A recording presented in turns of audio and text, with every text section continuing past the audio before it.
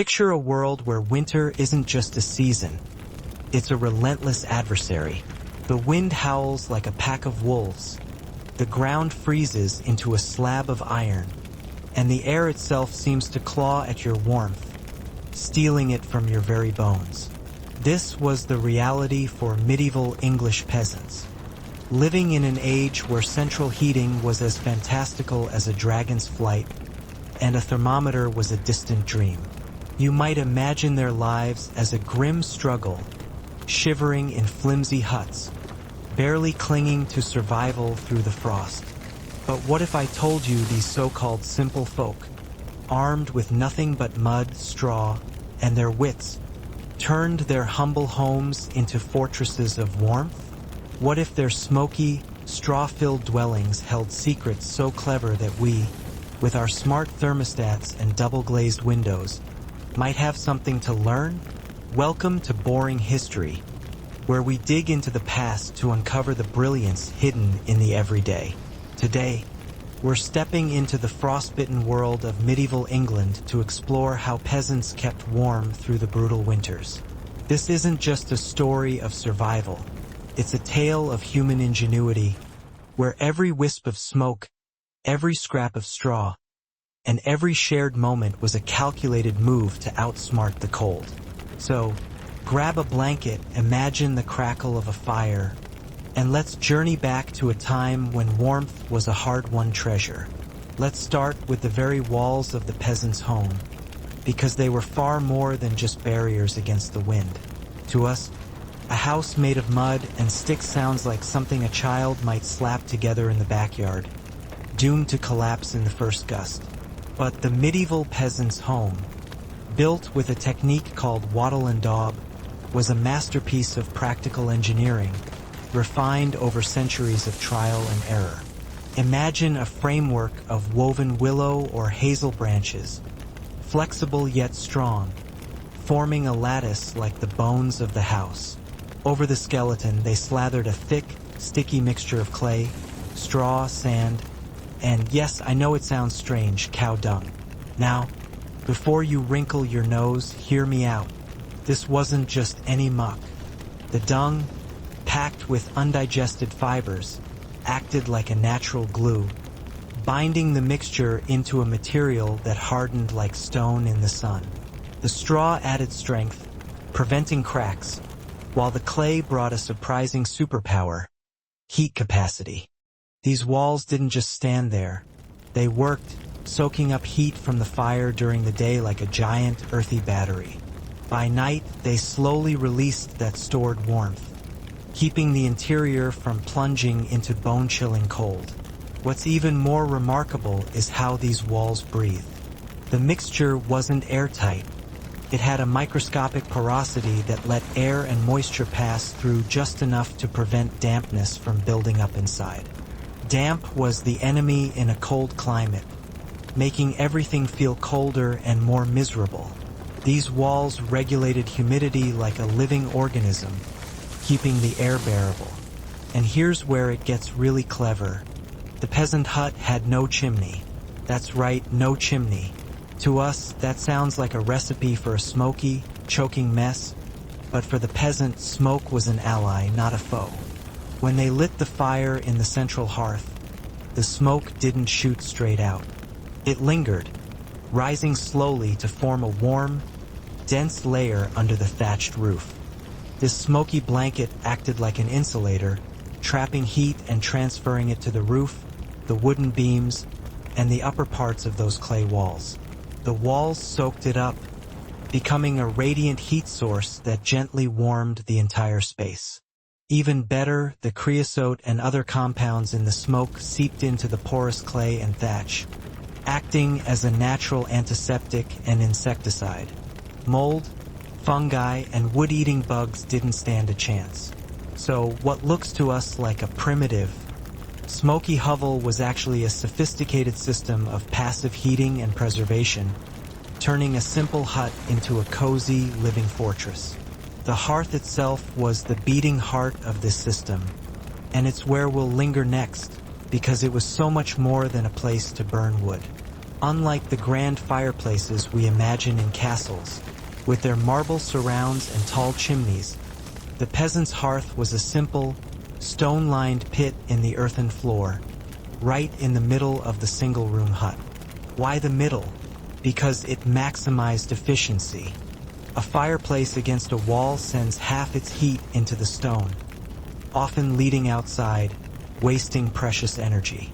But a central hearth radiated heat in every direction, like a tiny sun, warming the floor, the walls, the air, and the people huddled around it. Everyone in the room got their share of warmth, no matter where they sat. This wasn't just about staying warm, it was about making every scrap of fuel count. Firewood, whether gathered from the forest or cut from peat bogs, was a precious resource, earned through days of backbreaking labor. Letting it burn wastefully was unthinkable. The hearth was a multitasking marvel. Above it, an iron cauldron hung on a tripod or chain, simmering with a humble stew of grains and root vegetables. The cooking process itself was a heat generator. The steam rising from the pot added moisture to the dry winter air, making it feel warmer and more comfortable to breathe. That cauldron, heavy with hot food, became another heat reservoir, radiating warmth long after the fire died down. The hot ashes were used to bake flatbreads or roast turnips, turning every moment of cooking into a chance to squeeze more heat out of the fire. At night, when the long, dark winter hours stretched on, sometimes 16 hours of blackness, the hearth doubled as the only source of light. Its flickering flames cast dancing shadows on the clay walls, creating a warm, almost magical atmosphere where the family gathered to spin wool, mend tools, or weave baskets. The hearth wasn't just a fire. It was the center of life, a place where warmth, food, and community came together in a delicate dance of survival. But the peasants didn't rely on the fire alone to keep them warm through the night. They had a trick up their sleeve, or rather, in their ashes. Every evening, as the church bell rang out the curfew, from the old French couvre-feu, meaning cover the fire, they didn't douse the flames. Instead, they performed a ritual that turned the hearth into a slow-release heat battery. Using tongs or sturdy sticks, they carefully selected the densest, hottest coals, ideally from hardwoods like oak or beech, which burned longer and hotter than softer woods like alder. These glowing embers were gathered into a tight pile in the center of the hearth and covered with a thick layer of dry ash. This ash wasn't just debris. It was a perfect insulator, limiting oxygen just enough to stop the coals from burning out while keeping them smoldering through the night. The temperature inside this ash-covered pile could reach hundreds of degrees Celsius, but only a gentle warmth seeped out, enough to keep the hut from freezing. Come morning, the peasant could rake away the ash, revealing bright red coals ready to spark a new fire with just a handful of dry moss or wood chips. This wasn't just clever, it was a lifeline, saving fuel, time, and the effort of starting a fire from scratch in a cold, damp house. As the fire smoldered under its ashy blanket, another source of warmth was quietly at work, one that might surprise you: the animals. In many peasant homes, especially in the colder northern regions of England, the house was a longhouse, with one end for the family and the other for the livestock, separated by a thin wattle and daub partition. To us, sharing a home with cows, sheep, and pigs sounds like a recipe for chaos. Smells, mess, and noise. But for the peasant, it was a stroke of genius. A single cow, digesting its coarse fodder, could generate as much heat as a small electric heater, up to a kilowatt of warmth. Add a few sheep and pigs, and you've got a biological furnace running day and night. The partition wall between the living area and the stable absorbed this heat, becoming a warm, radiating surface that the family could huddle against. In the coldest months, they might even bring newborn lambs or calves into the living area, laying them near the hearth to keep them from freezing. These tiny creatures, shivering and frail, added their own small contribution to the household's warmth, while the hearth helped them survive their first critical days. The stable floor was another marvel. The straw bedding wasn't just there for the animals' comfort. It was a heat-generating system.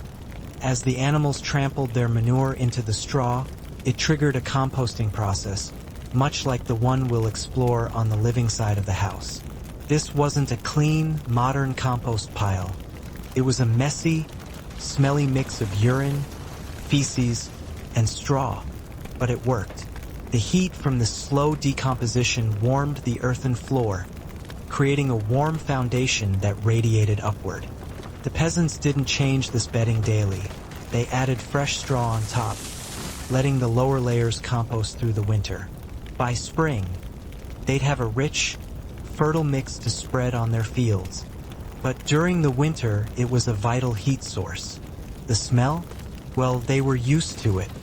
Warmth trumped cleanliness in a world where hypothermia was a real threat. This brings us naturally to the floor in the living area because it was doing some serious work too. The deep bedding system wasn't just a pile of straw thrown down for softness. It was a carefully layered ecosystem, sometimes half a meter deep by midwinter. They'd start with a base of straw, reeds, ferns, or fallen leaves, anything they could gather from the fields or forests. As the winter progressed, they'd add fresh material to the top, while the lower layers began to decompose. This wasn't accidental.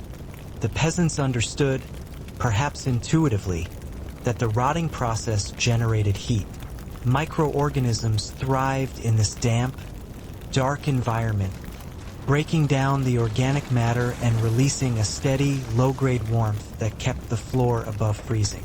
It was like having a geothermal heater built into the house, powered by nothing more than waste and nature.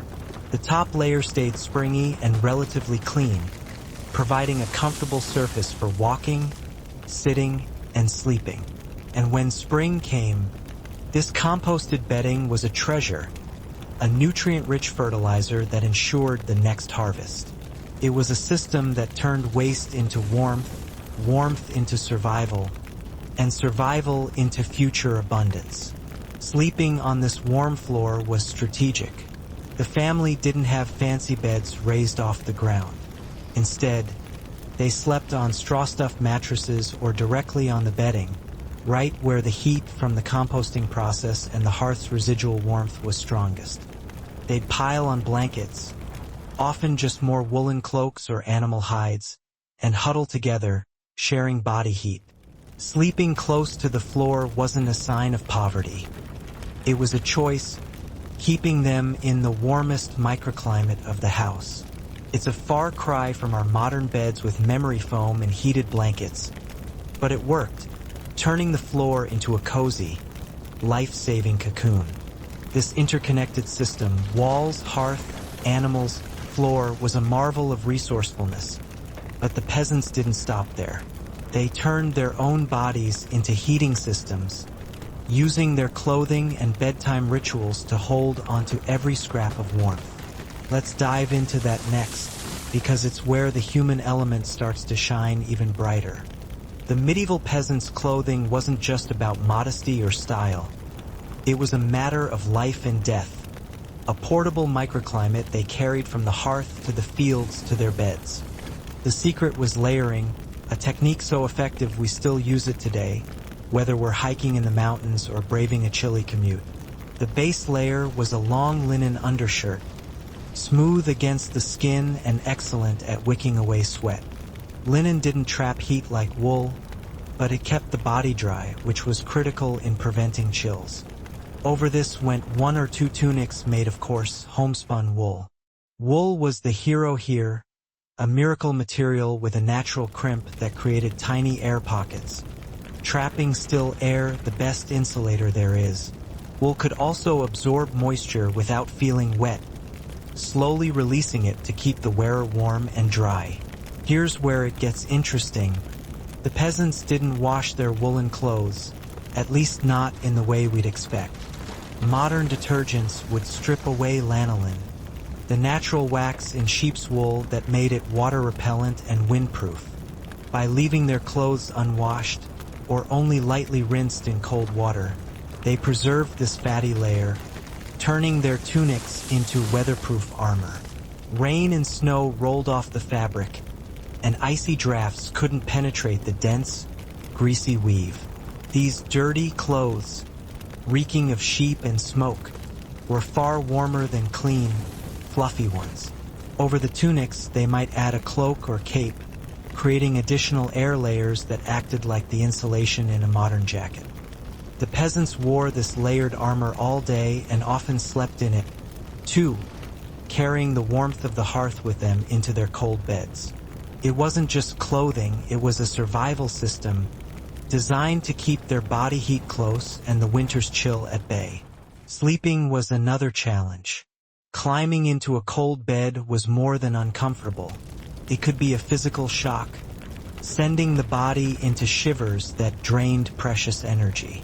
To combat this, the peasants used a brilliantly simple technology: portable warmers. The simplest version was a smooth, flat stone. River pebbles, sandstone, or soapstone were ideal because they could absorb and release heat slowly without cracking. Granite or flint might shatter from the heat, so the peasants chose their stones carefully, a knowledge passed down through generations. They'd place the stone in the hot ashes at the edge of the hearth, letting it soak up heat for hours. Before bed, they'd fish it out with tongs, wrap it in layers of old wool or linen to slow the heat release, and tuck it into the straw mattress. This created a warm, dry spot in the bed, evaporating any lingering moisture. Longer-lasting option, they turned to clay pots. A sturdy pot with a tight lid would be filled with hot ashes and a few glowing coals from the hearth. This ceramic heater gave off a gentle, steady warmth, safer than a stone because there was no risk of a stray coal sparking a fire. The family could pass it around, tucking it under blankets or placing it near the most vulnerable members, children or the elderly, whose bodies struggled to stay warm. These warmers weren't just about comfort. They were a lifeline, turning the brutal transition from hearth to bed into a ritual that felt almost luxurious. Imagine the relief of slipping into a pre-warmed bed, the straw soft and toasty, after a day of battling the cold. It's a small detail, but it shows how the peasants used every tool at their disposal to make life not just bearable, but human. Another architectural trick that made a huge difference was the sunken featured building or half-house. Some of the earliest peasant dwellings in England were built partially underground, with the floor dug half a meter to a meter below ground level. This wasn't just a quirk, it was a brilliant way to harness the Earth's natural thermal stability. Below the frost line, the ground stays a relatively steady 5 to 10 degrees Celsius, even in the depths of winter. By sinking their homes into the earth, peasants insulated their walls from the icy winds and freezing air temperatures. The lower parts of the walls, which were the most vulnerable to heat loss, were surrounded by soil that was cool but not frozen. This reduced heat loss dramatically, making the small amount of warmth from the hearth and animals go much further. The house was like a cocoon, wrapped in the earth's embrace with less surface area exposed to the wind. It was a simple idea, requiring only the labor of digging, but it turned the earth into a partner in the fight against winter. The battle against the cold didn't stop at the walls or the floor. It extended to every crack and crevice. Drafts were the enemy, sneaking in through gaps around doors and windows, stealing heat faster than any fire could replace it. The peasants' home was like a besieged fortress, and they fought the wind with relentless ingenuity. Doors made of rough wooden boards were never airtight, so they were covered with heavy hides, cow or even bear, if they were lucky, or layers of thick felt. These acted like a primitive airlock, trapping a pocket of still air that kept the cold from rushing in. Gaps around the doorframe were stuffed with moss, soot or rags, anything to block the wind. Windows, if they existed, were small and covered with wooden shutters, which were sealed with more cloth or hides.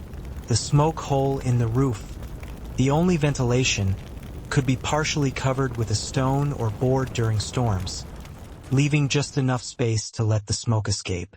Every fall, the family inspected the house like generals preparing for battle, sealing cracks in the walls with fresh clay and manure, packing the base of the walls with straw or turf, and even moving heavy furniture like chests or benches against the windiest walls to create an extra barrier. This wasn't just maintenance. It was a war against the cold, fought with whatever they had at hand. But the most powerful weapon in the peasants' arsenal wasn't a wall, a fire, or a stone. It was each other. The medieval peasant didn't face winter alone. Survival was a collective effort, a shared struggle that turned neighbors into allies and villages into fortresses of mutual support. During the coldest months, when the wind howled and the ground turned to iron, families didn't huddle in their own homes, burning through precious firewood to keep their hearths alive. Instead, they came together, pooling their resources in a practice we might call collective heating. Imagine a small, smoky hut, its walls glowing with the warmth of the day's fire, filled with 15 or 20 people. Grandparents, children, neighbors, friends, all gathered around a single hearth. The physics of this is simple but profound. Each human body generates about 100 watts of heat at rest. Multiply that by 20, and you've got a living furnace producing 1.5 to 2 kilowatts of warmth. Enough to keep the room tolerable when combined with the hearth's fire. It wasn't just about saving firewood, though that was a huge benefit. It was about creating a microclimate where the warmth of bodies, breath, and fire merged into something greater than the sum of its parts. These gatherings weren't just practical. They were social rituals that held the community together. Picture the scene. The hearth crackling, casting flickering shadows on the clay walls as women spin wool by the firelight, their fingers nimble in the warmth. Men mend tools or weave baskets, their breath visible in the cool air near the edges of the room. Children play or listen as an elder tells a story, their voices mingling with the soft crackle of the fire. These evenings were a chance to share not just warmth but stories, songs, and laughter, chasing away the gloom of the long winter nights. If a family had a sick child or an elderly member who needed extra care, neighbors would bring herbs, food, or simply their presence, adding their body heat to the mix. This wasn't charity, it was survival, a mutual pact that no one would be left to freeze alone. The warmth of the community was as essential as the warmth of the fire, a reminder that in a world of scarcity, togetherness was their greatest resource. Now, let's bring this story to a close, weaving together the threads of their survival and reflecting on what their clever tricks mean for us today. The medieval peasant's home was a living, breathing organism, every part working in harmony to conserve heat. The wattle and daub walls, with their clay and dung mixture, weren't just barriers. They were heat batteries, soaking up the fire's energy by day and releasing it by night. The central hearth, radiating warmth in all directions, was the heart of this system, cooking food, drying the air, and lighting the long winter nights. The animals, from cows to lambs, were biological furnaces, their heat seeping through walls and floors. The deep bedding system turned waste into warmth, insulating the floor and feeding the fields. The clothing, layered and unwashed, was a wearable microclimate, guarding body heat against the cold. And the community, gathering together in smoky huts, shared not just firewood but the warmth of their bodies and spirits. This wasn't a collection of random tricks. It was a holistic ecosystem where every element, from straw to smoke to human breath, played a role in survival. What's striking about this system is how it was born from necessity. The peasants didn't have the luxury of abundant fuel or sophisticated tools.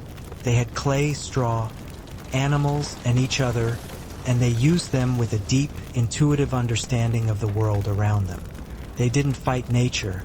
They worked with it, harnessing the Earth's thermal inertia, the heat of decomposition, and the insulating power of wool. Their homes were a testament to observation and adaptation, refined over generations through trial and error. A wall that cracked too easily was improved with more straw. A fire that burned out too quickly was preserved with ash. A bed that was too cold was warmed with a stone. Every solution was practical, tested in the crucible of winter, and passed down like a sacred inheritance. This story also reminds us that history isn't just about kings and battles.